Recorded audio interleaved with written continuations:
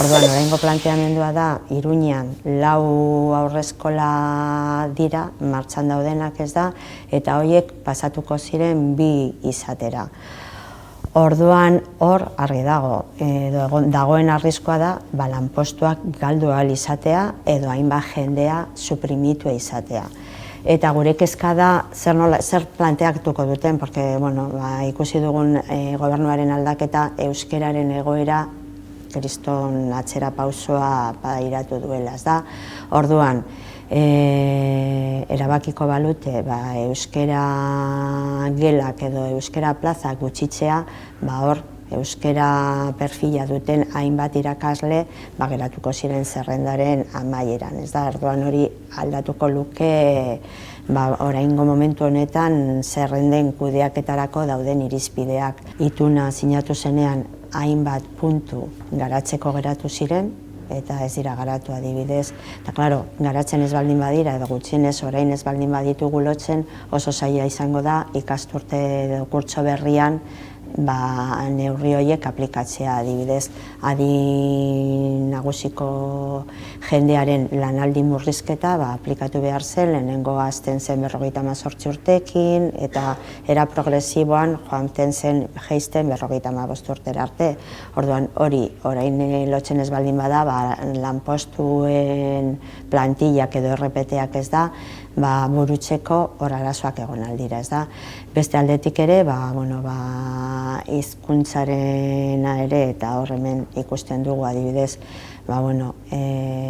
alde batetik ez direla bermatzen euskera ereduak gehiago zabaltzea, eta hor ikusi dugu Mendigorriako eskolan gertatu dena, ez da, matrikulazio garaia baino lehenago baimenduta zegoen D eredua edo euskera eredua martxan jartzea, eta matrikulazio garaian hori desagertu eginda, eta eskaera egonda ez da bermatzen, ez da.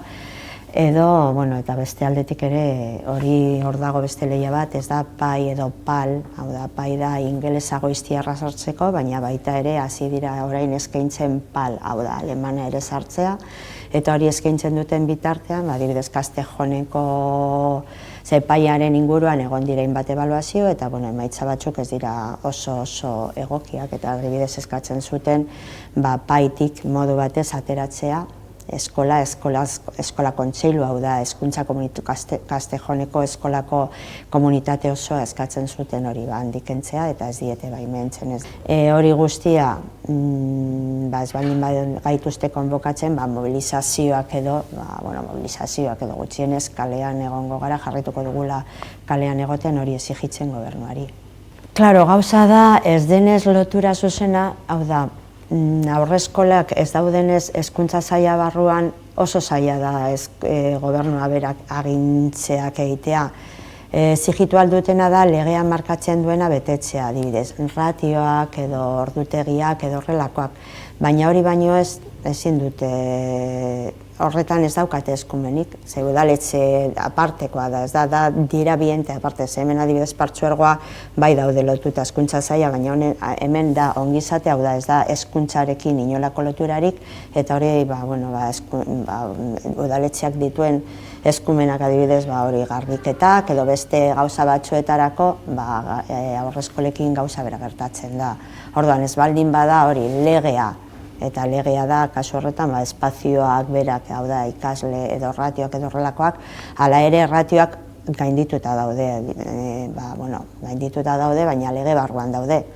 Baina orain planteatzen dena edo nola da, aurrezkuntzarako sare Europa mailakoan planteatzen dutena, ia hemengo ratioa, hemengoa ez Nafarroko ratioa, ia bikoitza da, baina ez dago hori lege barruan oraindik onartuta dago, orduan kasu horretan gobernuak ez dauka aukerarik hori bideratzeko.